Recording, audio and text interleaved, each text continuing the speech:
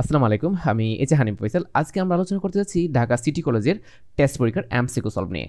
দেখো, প্রথম প্রশ্ন হচ্ছে বর্ডার অ্যাট্রিবিউটে কোন ভ্যালু লিখলে বর্ডার প্রদর্শিত হবে না।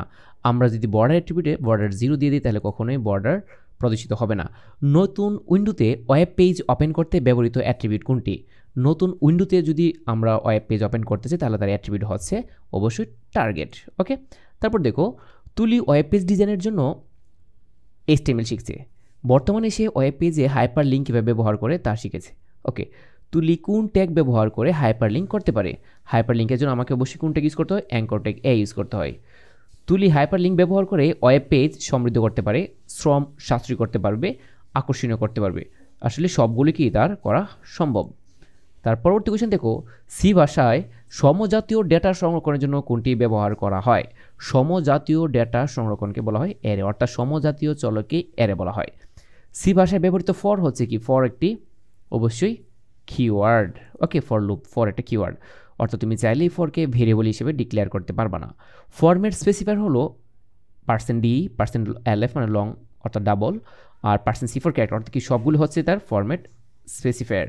তারপর দেখো, নিচে উদ্দীপকটি পড়ো এবং 8 ও 9 নং প্রশ্ন উত্তর দাও। Include stdi dot is. stdio that's mean হলো standard input output had. Main int a b equal 500, a equal b, reminder 100।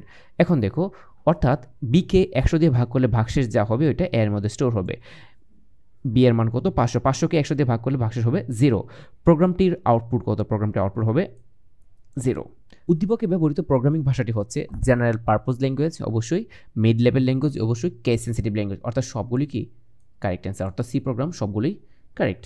তারপর দেখো, সি ভাষায় এক্সপ্রেশন x ইকুয়াল পাও 3 2, এই যে পাও 3 2 দ্যাটস মিন হচ্ছে এটা মানে হচ্ছে 3 এর পাওয়ার 2, প্রথমটা হচ্ছে তার বেস, উপরটা হচ্ছে তার পাওয়ার, অর্থাৎ এটা হচ্ছে 3 স্কোয়ার প্লাস 5 রিমাইন্ডার বাই 2।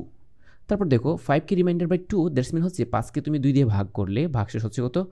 1, অর্থাৎ তুমি এইখানে পাচ্ছ হলো অ্যান্সার হিসেবে 1। ওকে, প্লাস 3, তাহলে এক্স এর মান কত হচ্ছে? তাহলে এক্স এর মান হচ্ছে 3 স্কোয়ার মানে 9 প্লাস 1 মানে 10 প্লাস 3 মানে কত? 13, অর্থাৎ 13 হচ্ছে তার কারেক্ট অ্যান্সার। তার পরবর্তী কোয়েশ্চেন দেখো, বায়ো ইনফরমেট্রিক্স বলতে বোঝায় জীববিজ্ঞানে তথ্য প্রযুক্তির প্রয়োগ, কম খরচে বেশি উৎপাদন প্রযুক্তি, জৈবিক পদ্ধতি সম্পর্কিত সঠিক ধারণা। বায়োমেট্রিক্স হচ্ছে সবগুলোই। তারপর দেখো, উদ্দীপকটির আলোকে 12 এবং 13 নং প্রশ্ন উত্তর দাও। ডক্টর হাসান একটি অর্থকরী উদ্ভিদ নিয়ে গবেষণাকালে দেখতে পান যে এক ধরনের ব্যাকটেরিয়ার কারণে উদ্ভিদটি রোগে আক্রান্ত হয়ে মারা যাচ্ছে। তিনি ওই ব্যাকটেরিয়ার গাঠনিক বৈশিষ্ট্য পরিবর্তন ঘটিয়ে একটি স্ট্রেইন উদ্ভাবন করলেন যা এমন একটি রাসায়নিক দ্রব্য উৎপাদন করে যা ওই উদ্ভিদের ওই রোগ নিরাময়ে ব্যবহৃত হয়। এত বড় উদ্দীপক বাবা, প্রশ্ন না জানি কি। ডক্টর হাসানের সামগ্রিক কর্মকাণ্ডের প্রথম অংশটি হলো বায়োমেট্রিক্স, বায়োইনফরমেট্রিক্স নাকি জেনেটিক ইঞ্জিনিয়ারিং? অবশ্যই এটা জেনেটিক ইঞ্জিনিয়ারিং। তারপর দেখো, ডক্টর হাসানের গবেষণার ফলে যে সব সুফল পাওয়া সম্ভব হবে সেগুলো হচ্ছে শিল্প কারখানা উৎপাদন বাড়ানো। আচ্ছা, এটা তো শিল্প কারখানার সাথে সম্পর্কযুক্ত না। মানব ত্বকের ক্যান্সার নিরাময় সম্ভব? হ্যাঁ সম্ভব। রোগ প্রতিরোধক ঔষধ উৎপাদন করা সম্ভব, অর্থাৎ কি 2 3 হচ্ছে তার কারেক্ট অ্যান্সার। তারপর দেখো, নিচের কোনটি এআই রিলেটেড প্রোগ্রামিং ভাষা নয়? ম্যাটল্যাব এআই রিলেটেড প্রোগ্রামিং ভাষা, ফর্মুলা ট্রান্সলেশনের এআই রিলেটেড প্রোগ্রামিং ভাষা নয়। ওকে, তারপর দেখো, 10^5 নামে পরিচিত কেবল কোনটি? 10^5 নামে পরিচিত হচ্ছে, আমরা জানি এটা থিননেট তারকে 10^5 তার নামে বলা হয়। থিননেট এবং থিকনেট দুটো খুবই ইম্পর্টেন্ট। ওকে, চতুর্থ প্রজন্মের মোবাইল ফোনের বৈশিষ্ট্য LTE মানে লং টার্ম ইভলিউশন, এটা অবশ্যই তার বৈশিষ্ট্য। প্যাকেট সুইচিং এটাও তার বৈশিষ্ট্য। ব্যান্ডউইথ 100 Mbps পর্যন্ত হতে পারে, এটাও কি তার বৈশিষ্ট্য, অর্থাৎ সবগুলি তার কারেক্ট অ্যান্সার। তারপর দেখো, কোনটি তৃতীয় প্রজন্মের মোবাইল ফোনের বৈশিষ্ট্য নয়? তৃতীয় প্রজন্মের মোবাইল ফোনের বৈশিষ্ট্য নয় হচ্ছে মেমো, এটা তৃতীয় প্রজন্মের মোবাইল ফোনের বৈশিষ্ট্য নয়।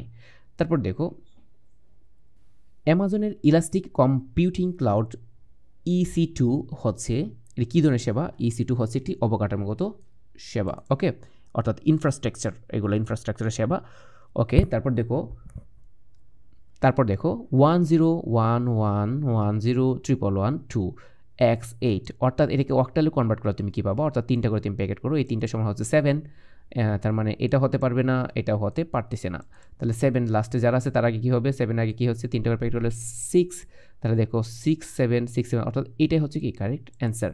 তারপর তো এখানে 5 পাচ্ছি আমরা, অর্থাৎ 3টা করে প্যাকেট করলে বাইনারি থ্রু অক্টাল কনভার্টেড হয়ে যায়।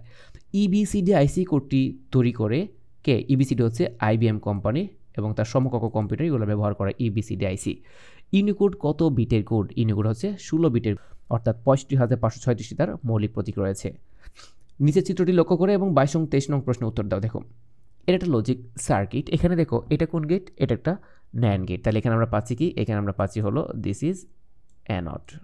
ওকে, তারপর দেখো এটা হচ্ছে বি, তাহলে এটার সাথে এটার যোগ করলে এবং ন্যান্ড করলে আমরা কি পাচ্ছি? এটা পাচ্ছি হলো অ্যানড প্লাস বি, তারপর কি হবে?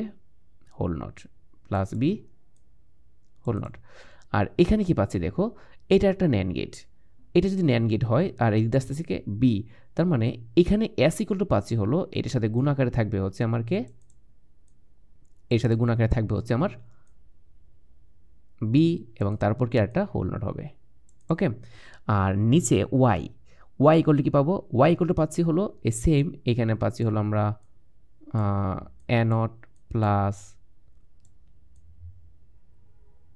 বি হোল নট, এটা আমরা পাবো। আর এদিকটা আসতে থেকে বি প্লাস শুধু বি। ওকে, এটা হচ্ছে ওয়াই এর ফাংশন আর হচ্ছে এক্স এর ফাংশন। এখন দেখো এস এর লজিক সমীকরণ কোনটি? এস এর লজিক সমীকরণ হচ্ছে আমরা উপরে যেটা দেখতে পারতেছি, অর্থাৎ এটা তার logic function A not plus B whole not into B whole not, ঠিক আছে যেটা। পরবর্তী প্রশ্ন দেখো A equal 1 and B equal 0 হলে এস ও ওয়াই এর মান কত হবে? তাহলে দেখো আমরা এক কাজ করি, আমরা প্রথমত কার মান বের করি? আমরা প্রথমত ওয়াই এর মানটা বের করি। ওয়াই এর মানটা যেহেতু ছোটো আছে ওয়াই এর ফাংশনটা, তাহলে আমরা কি পাচ্ছি? দেখো এর মান 1, এইখানে যদি এর মান 1 বসে তাহলে এ নট মানে কত হবে? এ নট মানে 0 প্লাস বি, বি এর মান কত বলতেছে? প্লাস বি, বি এর মান কত? 0। তাহলে 0 প্লাস 0 মানে কি হচ্ছে? 0 প্লাস 0 এবং তার উপর একটা হোল নট, অর্থাৎ এটা হচ্ছে কত? 1 প্লাস বি, বি এর মান কত দেওয়া আছে? বি এর মান হচ্ছে 0, তাহলে প্লাস বি এর মান কত? 0, অর্থাৎ এখানে ওয়াই এর মান কত হবে? 1। ওয়াই এর মান 1 হচ্ছে, এটারও আছে এটারও আছে, অর্থাৎ এই দুজন থেকে যে কোনো একজন অ্যান্সার হবে। তাহলে আমাকে এবার কার মান বের করতে হবে? এস এর মানটা বের করতে হবে। তাহলে এখানে আমাকে এস এর মানটা রিপ্লেস করতে হবে। তাহলে দেখো এর মান কত দেওয়া আছে? 1, এ নট মানে হচ্ছে কত? 0, তাহলে 0 প্লাস 0 দিস ইজ 0, 0 নট মানে কত? 1, আর 1 ইন্টু বি এর মান কত? 0, তাহলে কত আসতেছে? 0, আর 0 উপর নট করলে কি হবে? এটা 0 উপর নট করলে এটা হয়ে যাচ্ছে 1, তাহলে অ্যান্সার হচ্ছে 1 এবং 1, অর্থাৎ এইটাই হচ্ছে তার কারেক্ট অ্যান্সার। তারপর দেখো টিম বার্নার্স-লির সাথে সম্পর্কযুক্ত কোনটা? টিম বার্নার্স-লি কী আবিষ্কার করেছিল? HTML এবং জেনেভার সার্ন, এটা অবশ্যই সম্পর্কযুক্ত এবং ডব্লিউ টিম বার্নার্স-লি MIT এর অধ্যাপক, এই দুইটাই তার কারেক্ট অ্যান্সার। গুগলের জন্য টিম বার্নার্স-লি নয়। ওকে, তারপর দেখো নিচের কোনটি ফাঁকা ট্যাগ? আমরা জানি ব্রেক একটা ফাঁকা ট্যাগ। এই ছিল ঢাকা সিটি কলেজের টেস্ট পরীক্ষার MCQ সলভ। দেখা হচ্ছে নেক্সট কোন সলভ ক্লাসে। সে পর্যন্ত ভালো থাকো, সুস্থ থাকো, আল্লাহ হাফেজ।